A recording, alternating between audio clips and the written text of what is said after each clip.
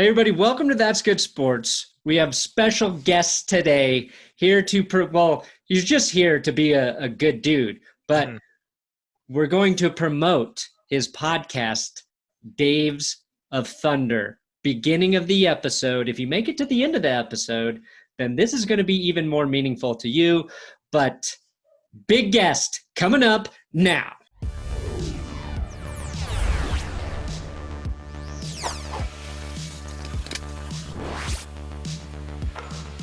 All right.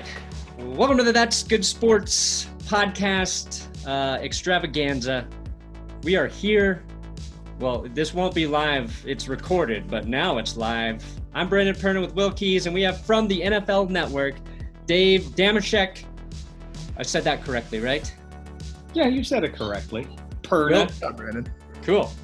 On this podcast, I am living proof that you don't need to be able to read to be successful.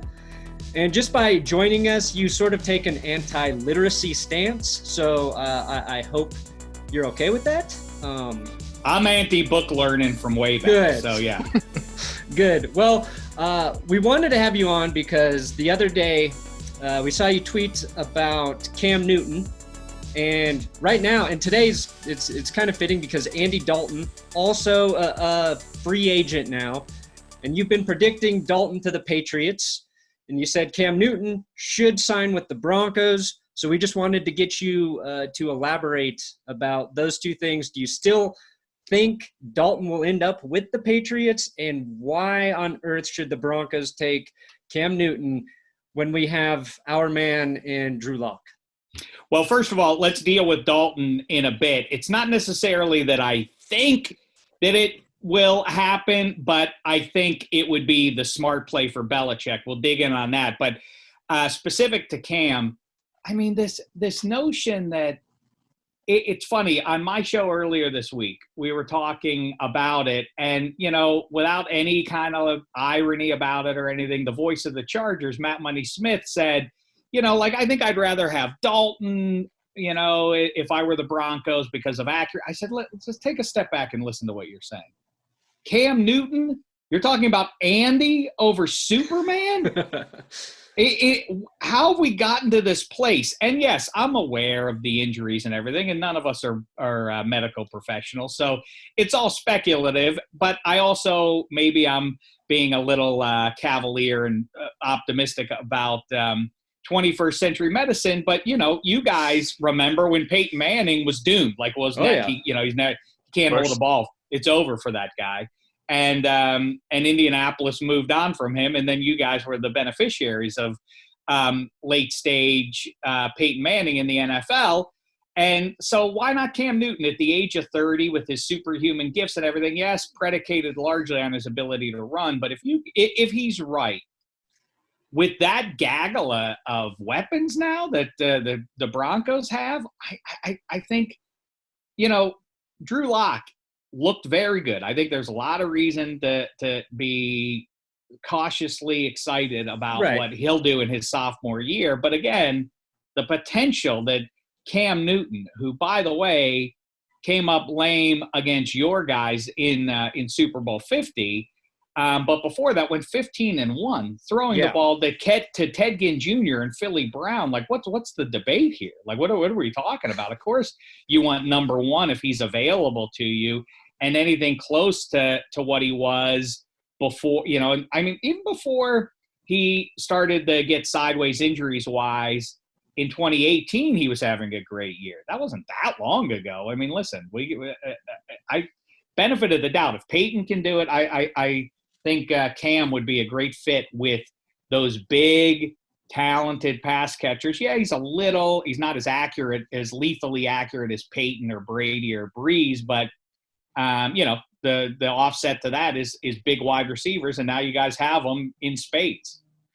Yeah, and we've kind of, you know, since Manning left, we've kind of grown accustomed to inaccuracy or guys holding onto the ball a little too long. Like, don't get me wrong, I would be 100% on the Cam Newton to the Broncos train because I still think he's really good. I think he's going to bounce back from his injuries. He's had a lot of time to heal. And I find it kind of baffling that a team hasn't just taken a chance and signed him already, even despite the fact that they can't really, get their doctors to evaluate him or, whatever the holdup is right now. I think he's really undervalued, and it's kind of crazy how quickly that can change. And bringing up Manning Manning had 3 or 4 neck surgeries? That seems like, and he was old. So, yeah, I think there's a much bigger upside for Cam. Well, I guess just to play devil's advocate to myself here, it's like the Frank Gore thing. In this sense, Peyton is akin to Frank Gore in the sense that Frank Gore was never fast. So he could hang in into his mid-30s because speed was never his virtue. So there was nothing lost from that. Whereas if you're Chris Johnson, CJ2K, and you start to slow down, well, then you're a less effective runner. You're a diminished version of yourself, and that hurts you. So I get that Cam Newton is predicated largely on athleticism, and if he is a diminished athlete, then maybe he goes down a little bit in that regard. But yeah, I mean, listen, yeah, I guess it does, like you said. It comes down to, in this weirdo all-time 2020 spring that we've had, people just can't properly check out, can't have their doctors look at him and see what he looks like and test him to their liking before they devote I don't know, $20 million or whatever it is to him.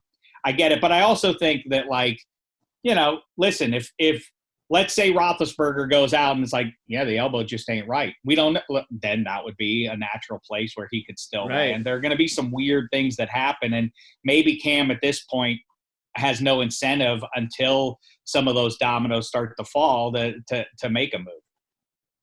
And it's weird too, because you like to talk about this, but this is one of the first times that we've achieved, as you call it, full quarterback saturation. Yeah.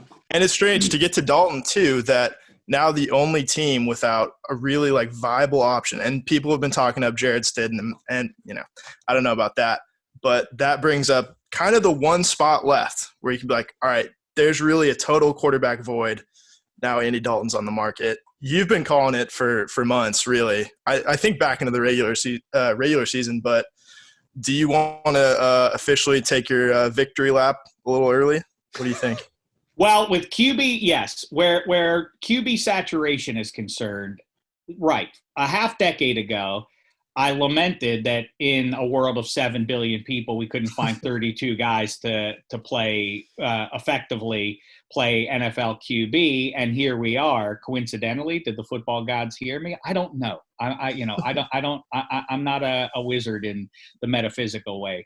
But for one reason or another, yes. I mean, who stands at this point as the worst starting quarterback in the league? I mean, guys who you might have questions about, like guys who you haven't seen enough of, I guess, Drew Lock or Jared Stidham or otherwise. I mean, then we're in pretty good shape in pro football with the QB options out there. And by the way, there are more on the way next year. And spoiler alert, they're going to be more on the way the year after that because of the nature of college football, and forget just college football, but high school offenses now. These guys throw it around much more. This nonsense that you hear every spring about, like, well, now Justin Herbert's going to have the opportunity to sit and learn at the knee of Tyrod Taylor. Like, what are you guys paying attention? Like, if you get drafted in the first round, and I know Patrick Mahomes and Aaron Rodgers are two of the more successful guys and they did sit for a while, but the vast majority of guys, you go in the first round, you play. That's the way it goes in the age of free agency. You don't just learn at the knee for 4 years and then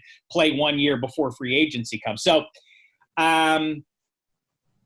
long-winded answer. I think that, yeah, Cam to New England, yeah, the fit is there. But if I were Belichick, as Tom Brady ditches you and Gronk, and now like the narrative of like people, I guess it's not that Brady and Gronk wanted to retire. They just wanted away from Belichick. That's the emerging sort of thing, is that Belichick's no fun.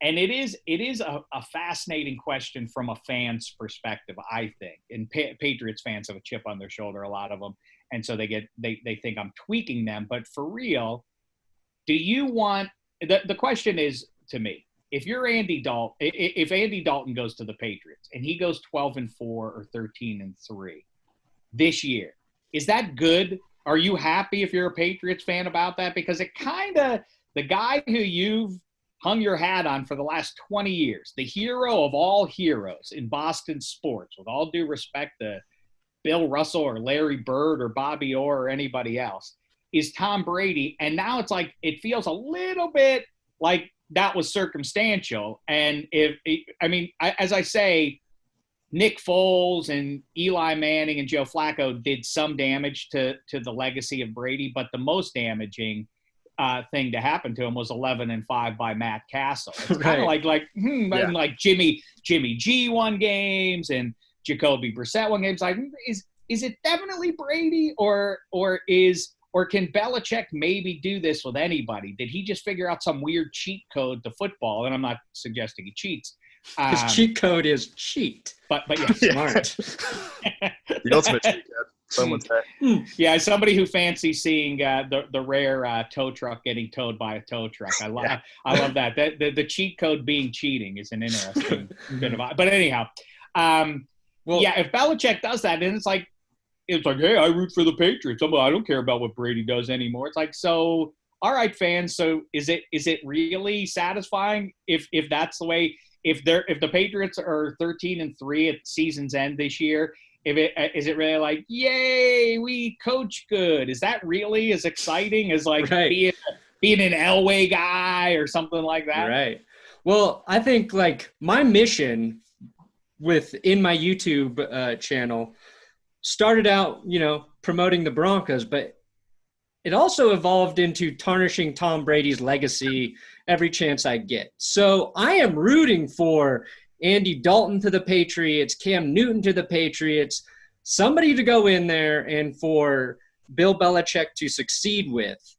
And it's strange because to me, Tom Brady's never done anything like wrong publicly. And the longer he hangs around, it seems like the nicer type of guy he is. He hasn't had like that big controversy. And so as a good person, I should be rooting for that. But I find myself drawn to the evil side with Belichick, and I'm pushing that narrative now. And I think I'm learning more about myself as Tom Brady departs New England. But yeah, I'm definitely rooting for the success of coaching and Belichick because that Tom fits Brady. My narrative. I like the idea of Tom Brady as society's mirror. He really makes us think about who we are as people. Yeah. I mean, I do think I've gone through those same waves of the morals and ethics of why my brain works the way it does. And I guess it does come down to some degree of like Tom Brady as a Steelers fan and watching, being on the right side of the hammer and nail effect, this use, the cavalier use of the term rivalry, when Steelers fans say like, oh, the Patriots are a rival, like not really. I'm embarrassed to say as anybody, but the Steelers were owned by Tom Brady for, pretty much for the last 2 decades. That's a tough pill to swallow. And then I come around like grudging respect because, at least if it weren't for the Patriots, the 21st century Patriots, it is so hard to sustain any sort of a dynasty. Parity. I think the worst thing that can happen to pro sports is parity. And I know the commissioners love it because it means more people are engaged for longer. But if every season turns into just like a coin flip, if every year another team's number comes up, it's not going to be very satisfying. So the Patriots have obscured what would be. Imagine if you pluck the Patriots out of it. Would there be a team that was like was head and shoulders above the rest of the league? Probably not. It would have been one year would have been, oh yeah, the Jags. Oh yeah, that was the year the Jags won. It would be very much like 70s NBA. It's like if you look at who wins, it's like what rhyme or reason is it to anybody winning those titles? It's kind of unsatisfying. It's good to have it's good to have that yardstick, and that's what they've given us. But, man, it all goes out the window. It all gets really weird, like you say. I don't want it to be Cam Newton, because if Cam Newton goes there, it's like the reclamation project and, you know, oh, he was still good and the Panthers screwed up. That's not as satisfying to thinking Patriots fans as being able to say, like, Jared Stidham won 13 games. Right. No, that's a really good point. Andy won 13 games. Like, you know, like what? You know, that will throw our perception of reality out the window, you know? So I think that's the thing to root for. Especially because you could pair it. You know, Andy Dalton could go in there and feasibly win 12, 13 games. And Tom Brady could be a disaster in Tampa Bay. You merge those two things together, it's chaos for Tom Brady's legacy. He may never recover. That's the real thing. Like it's kind of hard to conceive of Brady's savvy enough to know, like, hey, I'm not going to go to some bum situation. Right. I mean, he knew that, like, he looked at the Chargers because the collection of pass catchers that were there. That makes a lot of sense with that high-end defense. Same thing, the underrated Buccaneers defense plus the weapons that he has. And I suspect that he also probably knew, like, if this works out, Gronk, maybe we can figure out how to get you down here too. I don't think the situation is mediocre enough for for the season to be mediocre for the Bucs, but maybe you're right, man. Like, let's keep in mind too, for all the storylines about, like, 2019, what a bust for that Patriots team. Like, you know, they stopped Devontae Parker on that last drive. Fitzmagic and company, they stop them on that last drive. They're the 2 seed, and if they're the 2 seed, we can make a pretty powerful case that the Ravens, at minimum, get to the top. I mean, they definitely would have beaten the Texans. The Ravens would have at home, as they whipped them earlier in the year. And then that means the survivor of Chiefs at Patriots go to what would have been a cold day in Baltimore for the title game. Like, the whole thing but point being, the Patriots were just about the 2 seed in a season there, but it's like, what a mess the Patriots were. Like, how bad were they? They were their defense were a play away from right. They were great. One of their best defenses they've ever had. It was like the whole narrative was about Brady not having enough weapons and the whole Antonio Brown disaster. So yeah, New England had a good team, very good defense. Tampa Bay, you're right. I thought their defense was underrated and really started to kind of come together late in the season. But going back, just to one more idea for Belichick, if he gets to the playoffs and the Texans are in the playoffs and he just one game uses Brian Hoyer to beat the Texans in the playoff and then gets to the Super Bowl with Stidham or Hoyer, that's really the cherry for his overall legacy. Let's not sleep on that. Stidham, we've all decided that it's like, well, it's Stidham or whoever else they can grab out on the free market. Belichick, I think it was just a week ago or maybe 2 weeks ago, when he, in his dynamic way, said, like, Brian's a guy who's a nice steady option for us, nice accurate pass. I mean, what if it's Brian Hoyer who does it? What if it's Brian Hoyer who does it? And I really think that if Belichick knows deep down, listen, Brian Hoyer is only capable, best case, of 9 wins, or Stidham is that, then you go get Cam Newton. Right. But if he really thinks that he can do it, that's the ultimate stick in the eye of Brady, isn't it? Is to be like, look, I did it with Brian Hoyer, man. Like, if I got the double digits with Brian Hoyer with the same receivers that you bellyached about all last year. Like, so that would be the ultimate. If Belichick is, unless he knows, like, deep down, I can't do. Those guys just ain't good enough. But if he has some sense, that's the smartest play he can make, because he has the out, by the way, of being like, well, I only had Brian Hoyer and Jared Stidham. What was I supposed to do? If he goes 8-8, it's like, all right, what was I didn't have a quarterback. Our QB ditched us. But if he gets to double digits, he's, then beyond a shadow of a doubt, it makes clear that the last 20 years were owed to Belichick way more than it was to number 12. That's all we can hope for, really. It really is. Should we talk about a certain celebrity that Yes. you happen to be in a fantasy football league with? So, Dave, the patron saint of this podcast is a certain Don Draper. John Hamm, you know him. So we have to ask you, as someone who is closer to John Hamm than anyone we've ever had on the show, we have to ask you, so how good is John Hamm at fantasy football? Oh, he knows his stuff. He is not one of these people who you see who they cut to during the game and like, oh, look who it is. He grew up in that town and he's a big fan of what's like. Look, he is because he's wearing their cap right now, so he's got to be a big fan. Ham, I met watching football a long time ago, as a matter of fact, and I had no idea who he was. And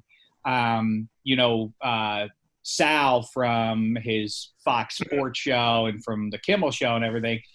And Ham and I, because I just started talking to this guy in this ratty old St. Louis Blues ball cap and talk puck and otherwise. And, he could really go deep on Bernie Federko and Harold Snepps and Blues greats. Nice. and the Checker Dome and St. Louis Blues lore, big Cardinals fan and otherwise. And so I'm like to talk about sports. I'm a nerd. So that's what we would do. And we would watch football every week together. And it was a fairly large group. And at some point Sal said, like, who you talk to all the time about this stuff? He's like, he's considered to be now like the most desirable man on TV. And I didn't know. Ask any woman on the planet Earth now, and this is the gold standard. I'm like, I don't know what that is, because I'm comfortable enough with my masculinity that I'm more than happy to acknowledge who's a handsome guy to me. Like, for instance, right. Tom Brady and Cam Newton. Those are two handsome guys. There are other people though, other guys. Yep. I was like, yeah, I don't know about Drew Lock. Like, I don't have an opinion on him. There are other ones, like, people will tell me, like, who's a good one who fits that description. Like, when people tell me the guy from Maroon 5, like, people are like, he's very handsome. Yeah, you know what's weird about – I didn't know that. I wouldn't – Ryan Gosling, really. I didn't know that he was like – if I saw him walking down the street, I wouldn't identify that, like, oh, yeah, he's – you know who else is another one? David Carr. Women think David Carr is one of the most handsome men on the planet. I'm like, I would never have known that if somebody didn't tell me that. And I've said that to David Carr's face. It's not an offense. I just didn't know. There's some guys who I'm immune to their physical appeal. Right. I think Jimmy Garoppolo falls in there. You can identify. No. He's Jimmy G. He's a great example. Women tell me, like, what are you, crazy? Jimmy Garoppolo is more handsome than Tom Brady. I'm like, okay, that's your opinion. I don't see women. Okay, I don't see that one. Like Clooney, yeah. Oh yeah, I see that. But Ham is one of those guys who I don't see. Well, people are like, oh my God, he's so handsome. I'm like, oh, I didn't know that. So anyhow, we started kibitzing, and then and then Sal said, you got to watch this Mad Men. And then I got to learn it. I got to understand what Draper was all about. But yes, he's a mensch to beat the band. And, but he sincerely does know his football. He knows his sports inside of me. He is a legit diehard Cards guy, like I say, Blues guy. And I'm pretty sure, I don't want to speak for him, I think he kind of sort of identifies as a Arizona Cardinals fan, but very casually. All right, that's really reassuring for the both of us, because I kind of got the assumption now that since the Rams moved, he adopted the Kansas City Chiefs, and that would be too much for the two of us to handle. It was so, like, you're talking about, celebrities who get labeled to teams. Don Cheadle is claimed by Broncos fans as being a Broncos fan because he lived in Denver. And then I heard him in an interview recently saying he's a Kansas City Chiefs fan because he also grew up in Kansas City. And that was a knife to the back. I stopped watching Black Monday immediately. I was like, I gotta take a break from this for a while to let this set in. That's junk. I don't like that. I don't like that stuff. I can say, at least, as as somebody who hails from the banks of the Three Rivers, we do not offer up people casually like that to be the face. So Joe Manganiello, I have spoken with him directly. He is a legit diehard where the Steelers are concerned. I've never talked to Michael Keaton, but he is, by all accounts, a legit black and gold guy. That's cool. Yeah, I mean, if Pittsburgh's offering them up, then and putting them in those seats for the cutaways at Penguins playoff games or at Steelers games, those people are for real. Yeah, and the Steelers don't really need any of those guys. Like, they've been around long enough. They've organically built, I think, a good amount of fans. The Chiefs needed it, but they have maybe one of the more impressive celebrity comedic group of fans too. It really do, right? Makes me jealous. It's strange. I don't know if it's something about Missouri that breeds kind of like borderline B-list, A-list comedians. Thinking of like Eric Stonestreet and then Paul Rudd, who has ascended to the A-list, but it is very bizarre. Rudd falls in the handsome category, and don't even argue with me on that one. Yeah, we're not debating that. No, I mean, but and Dave Keckner, and there are a lot of those guys. Paul, what's interesting about Paul Rudd, though, what he reveals is, as somebody who's older than you, me, I'm talking about, not Paul Rudd, but Paul Rudd is also older than you. Mm-hmm. The fascinating thing that I wonder if the youngs know about, maybe you recall, actually you might be too young to even remember the Celtics and Lakers in the 80s going head to head. And you kind of, in the 80s, you kind of like, I'm a Celtics guy or a Lakers guy. Even stronger than that was back in the 70s. I was a wee lad, but I still remember, and people remind me of it almost literally to this day. People will come up to me and be like, "Yeah, I grew up in Jacksonville, Florida, but I was a huge Steelers fan or I was a huge Cowboys fan." You had to choose because those two teams were the two teams of the 70s. And by the way, as a side note, I remember, to show my age, I went to the divisional round game in Three Rivers Stadium where the Steelers beat the Broncos. Craig Morton and company. The Broncos wore their orange pants that day. Nice getup. But yeah, Paul Rudd was one of those people too. He's like, yeah, I grew up, I'm a Chiefs fan, but I'm a diehard Steelers guy too. And for exactly that reason, he's like, you had to choose. You either were Cowboys or Steelers. In addition to your local rooting interest.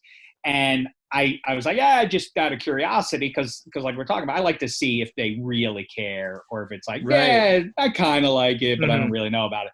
Paul Rudd could name everybody. He knew, and like I literally am talking to him about, I'm like, who do you remember a mid-'80s 6'8" white wide receiver who wore number 87? And he was like, are you talking about Ouija Thompson? And I'm like, you're good, Paul Rudd. You're good. And just then Franco Harris walked up, and Paul Rudd swooned in a way that you wouldn't believe. He's like, oh my God, it's Franco Harris. Oh my God.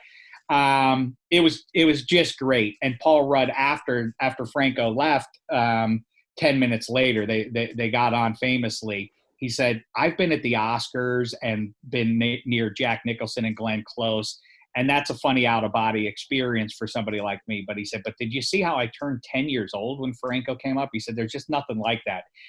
That kind of stuff is the coolest. And yeah, Paul Rudd is, so he's a bona fide, legit pro football guy. That's also reassuring. It reveals the society's hierarchy. We figure out, because to be someone who is swooned over by an A-list celebrity like Paul Rudd, that, how do you go any higher than that? The president of the United States, maybe? Yeah, I think it goes like, there's a funny dynamic. I think it goes like, athletes want to be musicians want to be actors, and then actors want to be professional. Wait, did I get that right? Well, anyway, there's something there. It's a cycle. Yeah. It starts, I think, at the Pope, down to the president, down to Paul Rudd. I think that's the ladder of society. Descendant. Yeah. That's what I learned in sociology, at least. Sociology. If you're out there and you haven't gone to college yet, that's a great Cliff Notes. tidbit. Go ahead, take sociology. It's the best. It's just like kind of like things that are kind of common sense proven out. It's a great minor. If you're looking for an easy minor, or even better yet, an easy major, do sociology. It's just like, yeah, that kind of checks out. Like, and then it's like, so what's the solution to that? It's like, well, that's not our responsibility. We're just studying these things. We're not providing solutions to that. So it's kind of idea.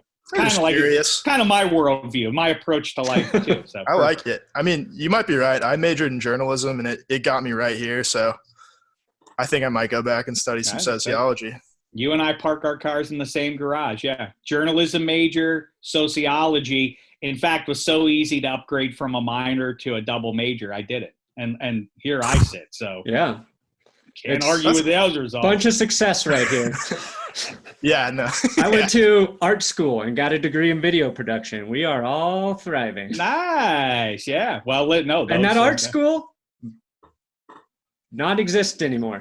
Went bankrupt. Or they designed the new Atlanta Falcons get-ups. Right, exactly. Okay, we got to talk about that because you brought up uniforms with the Hold on 1 second, pants. Will. Hold on. I need to Oh, you need to extend? Yeah, let me make sure this it's telling me I need to upgrade. Let me just see what that does real quick. Sure. Should be good here. Dave, I'll let you consider the Browns versus Bucks versus Falcons versus Patriots versus I have a feeling what's going to be number one and what's probably going to be last in your uniform rankings this offseason, but I'll let you think about it for a second. The thing that, people always say to me about it is, but it's true, is like, I guess we all are prisoners of what we grew up watching to some degree. It's kind of what people tend to like is what their eyes first caught. But the newfangled ones just don't make any sense. I mean, I don't think, maybe I'm wrong, I don't feel like 15-year-olds love that Falcons uniform, do they? I mean, I don't know. Like maybe kids will think like, oh, you're just old and you don't get it. But I like what matters to me with uniforms is a big aspect of them is that they're complementary of whoever to as big a group. I mean, like when the Chiefs and Cardinals play, what are you going to do? They both wear red, and so it's going to clash on some level. But short of that, like the like those new Falcons get-ups don't look good with anybody. Doesn't matter who they're playing. They just don't look good. So is it a good uniform then? How can you – like the Raiders are great because they look good whoever they're playing. The Colts look good because no matter who they're playing, it looks good. So – No, you're absolutely right. And I don't know where you come down on the Broncos orange uniforms. I go back and forth. I like it. It's really strange. I think there's a lot of we got you back. I was waiting to see. Yeah, I was. I tried to click back in a couple of times. It was saying the ID was invalid or something. Cool. Video production. Cool. Yeah. Well, thanks. Well, what happened was I'm using the free version of Zoom, and I didn't know there's a 40-minute limit. So you're the person who's talked to us longer than anybody so far. And I upgraded while we were doing it, but it still just kicked us off at 40. So thanks for coming back in. We don't want to take up too much more of your time. We were talking about uniforms and how the Falcons uniforms, their upgrades were just okay. I think the most controversial has been the Rams' new rebranding. When do those come out? They come out soon, right? Is it supposed to or something? Yeah. I don't know, man.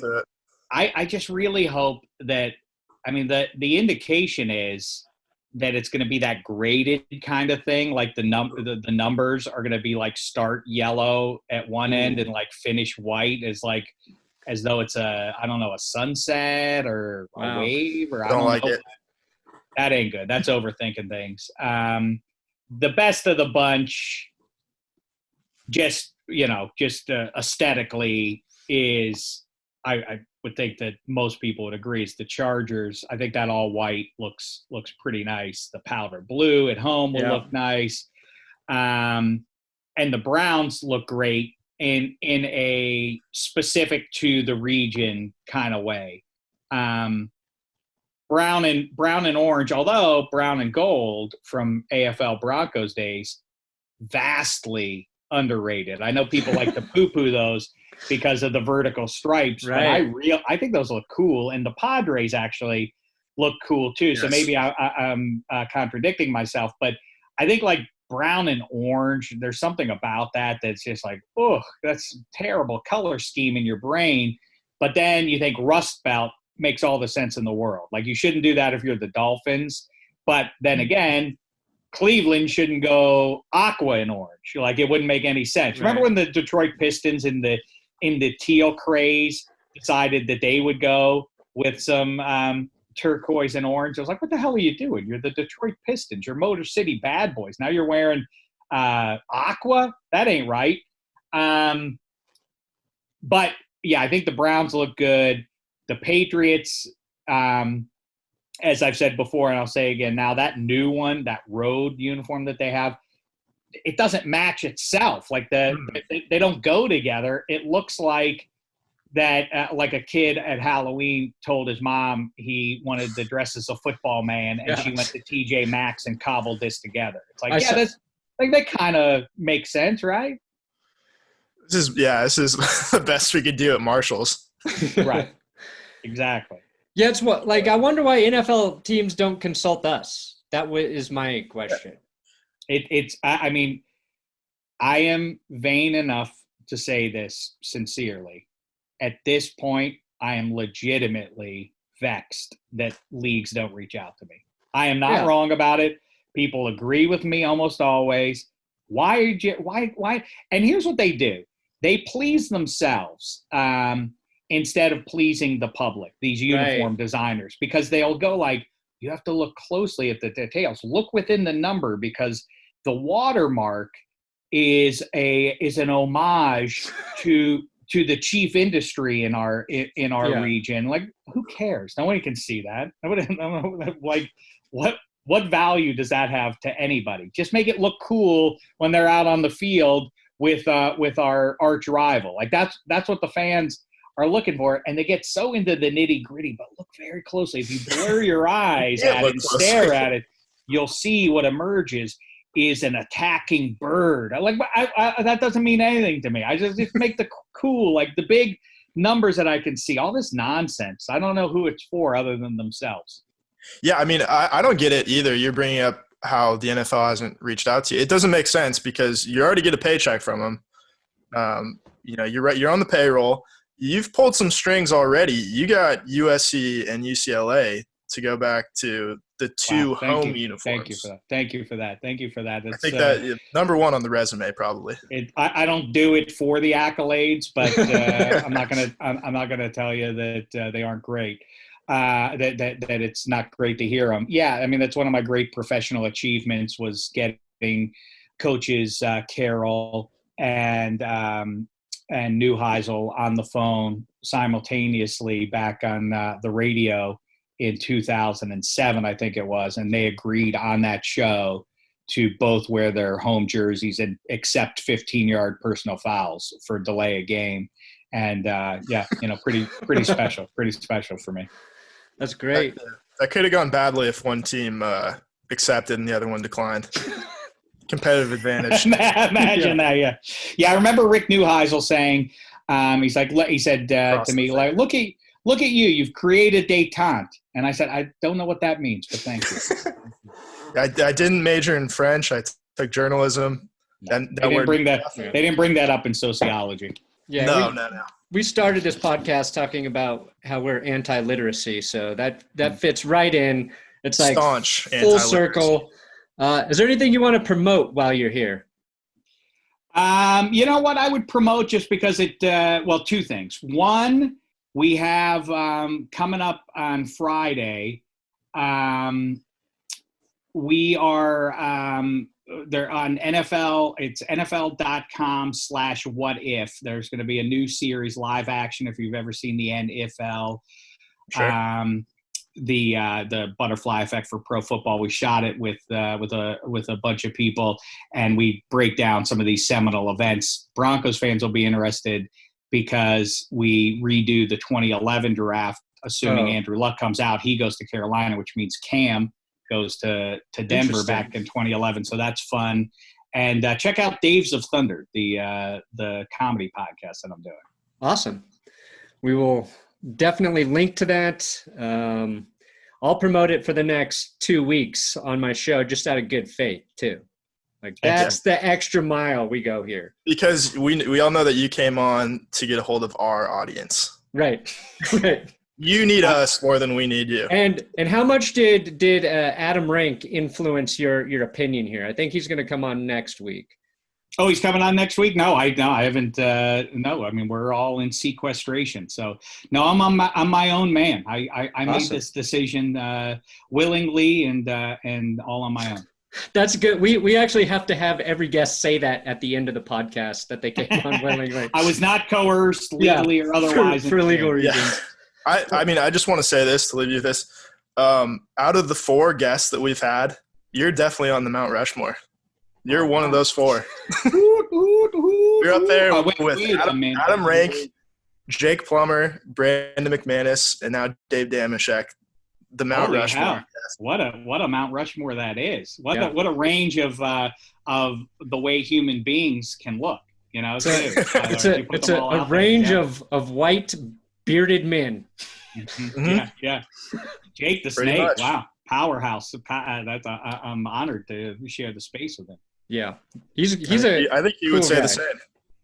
Everybody says that. Yeah, I met him once a while ago, but yeah, everybody says how cool and easygoing he is. Yeah. You don't get a name like the Snake and not be cool. True.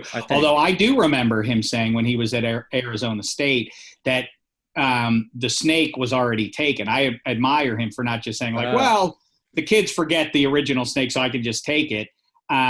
He said, I'm a skinny guy. Shouldn't I be Jake the Rake? And I thought that was a great idea. Jake the Rake would have been a cool nickname. Yeah.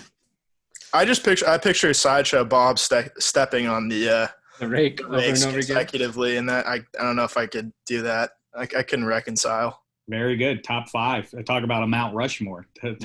Mount Rushmore Simpsons episode right there. And they wrote that whole bit just because they needed to take up an extra 30 seconds of airtime. Is that true? Yeah. That was the whole reason they extended that for so long. No way. That's hysterical. I love that. All right. Well, thanks for joining us. We really appreciate it. Certainly. Good times, fellas. Best wishes to you, and hopefully we get football back sooner rather than later. Yeah, I think we all agree. Stay safe, man. You too. Be well, guys. Officially, pretty good interview. Dave talked to us for a long time. I had a technical glitch that kicked us all off the meeting, and I had to rejoin. I thought you did a good job, Will, because I was fucking with that technical stuff and trying to figure that out. I thought you carried the podcast when I was down. Is this did we already do the interview based on where we're seeing this intro and or outro? This is an outro, we'll call it. Okay. All right. That works. A little postmortem. So you said you were nervous for that one. Yeah, no, we've had a Super Bowl champion on the show. We've had a Pro Bowl quarterback on the show. We've had Adam Rank on the show. But man, I've been listening to Dameshek since I was 16. I got in early on the Dave Dameshek football program, and I dare to say, I don't know if I'd be doing football writing like this, doing football comedy, without some of the Dameshek catalog. Going back to early radio days, I sent you the Joe Namath fake interview right a couple days ago. He kind of I know that you weren't super aware of him when you started, but he kind of created this football comedy genre, a good 5 years before. No, I created it. Yeah. Well, let's get something straight. Whoa, you froze. Damn it. There we go. God damn. We're just having one of those days. It's still recording. Jesus. You froze. Yeah, you froze too. So. Okay. Okay, Will has unfrozen. Look at this segue. And you were just talking about how you wish Dave had been your biological father and was your biggest inspiration. No offense to your dad, who I know watches all of our stuff. Good dad, but you're trading him for Dave. Is what you were saying. Yeah, I mean, it's not an indictment of my own father. No. No, I mean, I was just saying, like, Dave, he was – I think he's a pioneer of the sports comedy genre, and we've got a lot of sports comedy now. It's kind of like it's become its own industry. Obviously, the two of us. I think we're a couple of pioneers as well. Yeah, but that's right. We were saying I invented sports comedy. Yeah. Well, I was saying that. Dave was there early. Dave was there very early. When sports were not funny, they were only serious, and he added a little bit of levity to the subject. And I think I forgot to ask him the one question I was excited about, because he's written for Jimmy Kimmel, for The Man Show, and for BattleBots. And I wanted to ask him what it was like writing for robots. I thought that was going to be a good joke. And maybe now that I hear myself say it out loud, I am glad that I did not ask him. I'm going to ask him what it was like writing for robots, and when does he think they will take over the world? There's a lot of stuff that is going to hit the cutting room floor. We just have to accept that. God, I need somebody to filter me. I mean, that's what I'm here for. But, I mean, we laid out the interview.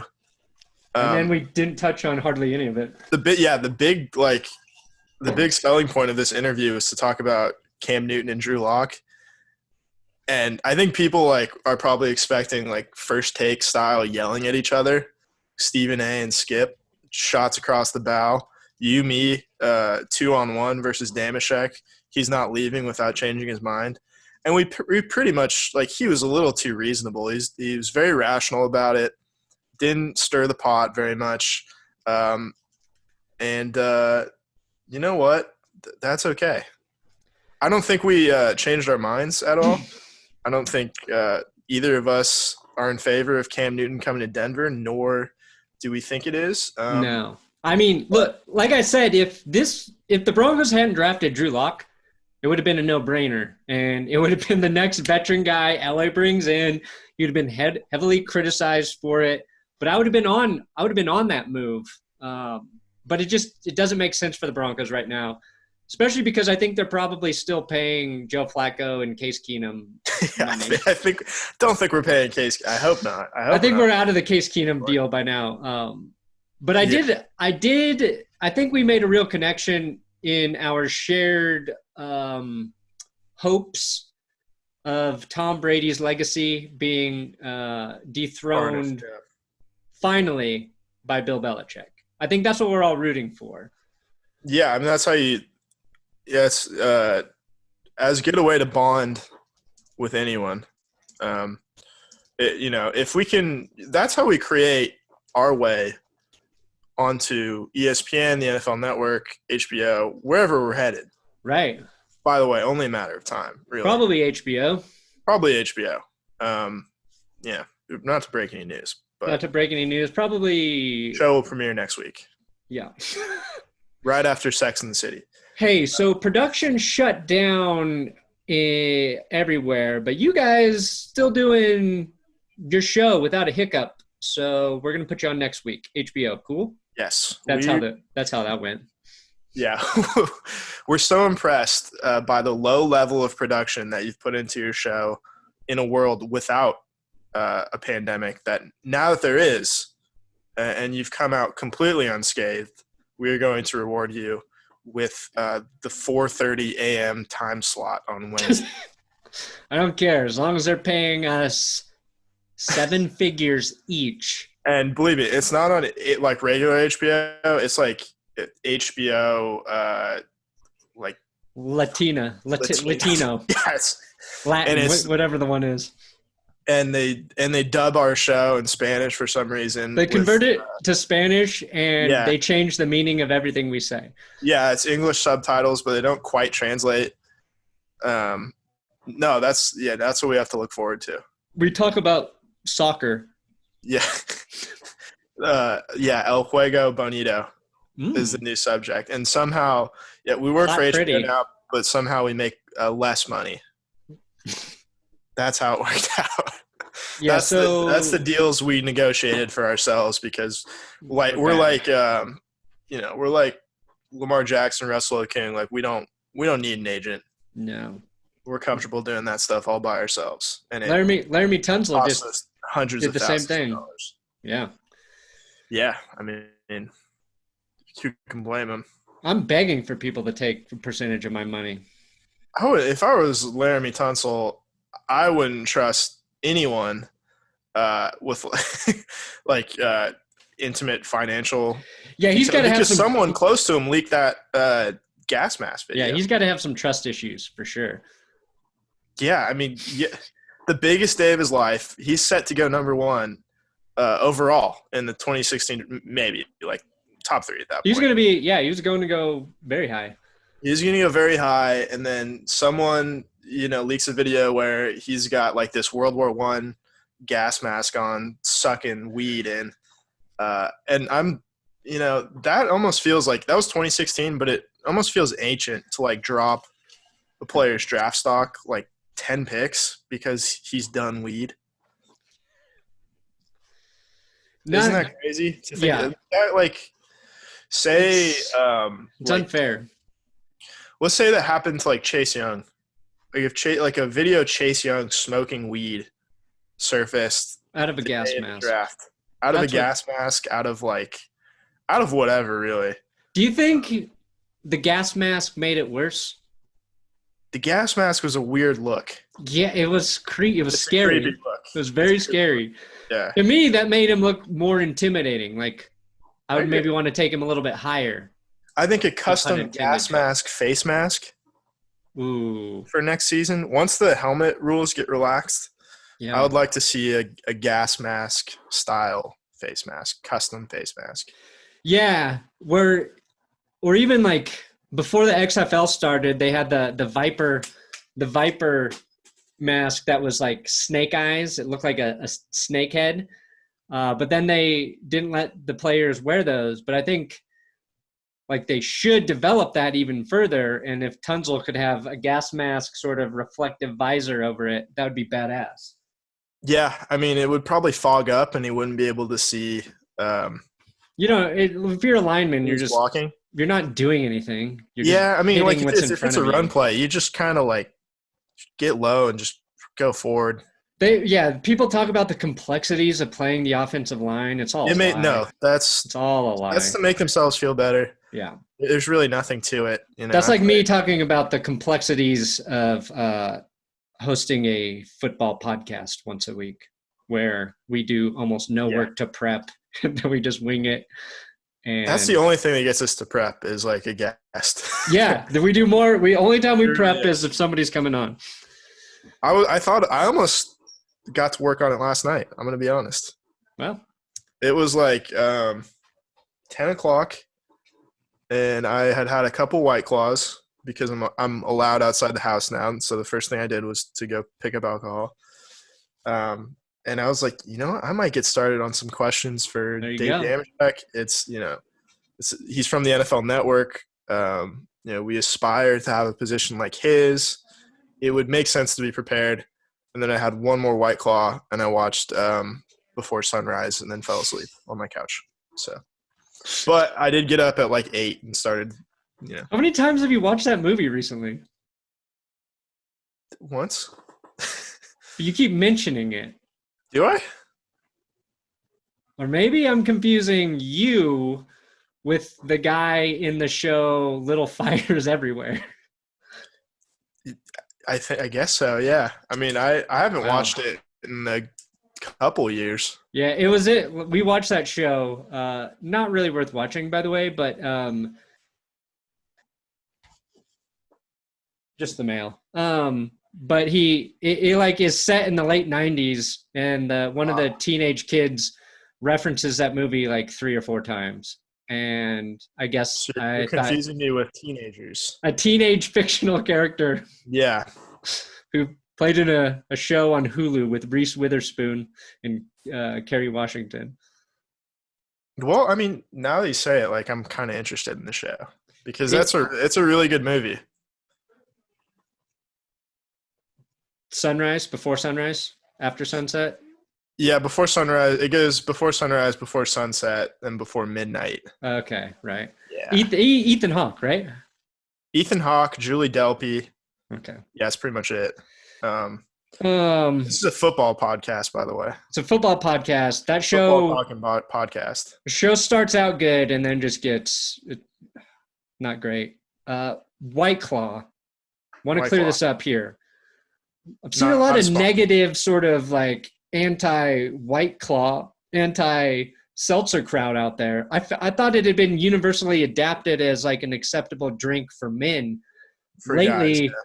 Lately, there's been some macho dudes out there claiming it's not a manly thing to drink, which is always like the dumbest thing I've ever seen. I'm going to be honest. Like the first time someone handed me a White Claw was probably a little over a year ago when they were first really rising to prominence. And I was a little hesitant. I was like, I was like, there weren't a ton of people around, so I felt safe to experiment. I cracked it open. I took a sip. I was like, wow. This changes everything. And I got a case of White Claw, and I also got a case of the new Corona seltzer. Oh. Just to give it a try.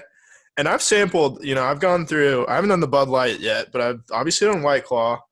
I've done Truly, I've done Bon and Viv. I've even done Henry's, which I think is the Rite Aid brand, which their selling point is it's only 88 calories as opposed to like the 100 in White Claw or the 90. But like Corona Seltzer, it's 90 calories as opposed to 10. Those 10 calories make a huge difference in taste. It's truly a tipping point. Yeah, the White Claws were a little sweeter. I was bouncing between Truly and White Claw, and then I stopped both. Truly just tastes like a vodka soda if you get like the lime flavor. Yeah, I think I liked that about it. But I got off of them just naturally, not because for any reason. I gave up beer like 3 weeks ago. Nice. And so now I have to. I don't know if I feel healthier. I feel better. I'm sleeping better. I look better. Really everything, but I don't know if it's worth it. Yeah, I mean, essentially why I switched to just drinking whiskey. At the time, it was whiskey or vodka was dietary reasons. Yeah. Like this will, I'm exercising. I want to be I don't want to put unnecessary sugar in my body, even though alcohol turns to sugar, but I'm just going to drink whiskey or vodka. That's my new diet. That's like the most healthy way to like the only drink that could be considered even like remotely close to healthy is like vodka and water. Yeah. I don't even know if it's soda water because like tonic has sugar in it. Yeah, you don't drink tonic water. Strangely enough. I'll do vodka soda. Been slamming Topo Chicos. Those are so good. I don't know what those are. You got to get a Topo Chico. It's just carbonated water, but it's from Mexico and it's Oh yeah, we've talked about this before. Okay. That's a good time to end the podcast. I think we nailed it. I think we nailed it. Football podcast. Again, make sure to check out Dave's of Thunder, the podcast that is already way, way better than ours. Because I listen to Dave's of Thunder, so I want to give like a personal testimony. Yeah. This is a very funny podcast. And you could ask maybe like, if you're wondering like what kind of podcast is that, there's no answer. It's not a podcast about anything.